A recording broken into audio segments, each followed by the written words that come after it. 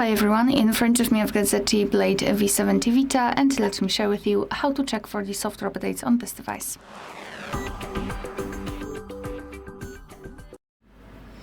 So first of all, make sure that you've got the internet connection because it is required, and I highly recommend using Wi-Fi instead of mobile data. And then we can open the settings. Here we have to scroll all the way down to find System and Update, and at the top we've got the option System Update, so let's stop. Now your device will check for the updates, and basically you can meet two different scenarios. So this is the first one where your software is up to date and there's nothing to download. And the second scenario is where your device will actually find the update. It will show you the information about it, what has been fixed, what has been added, and then you will be able to tap on download or install and apply the update.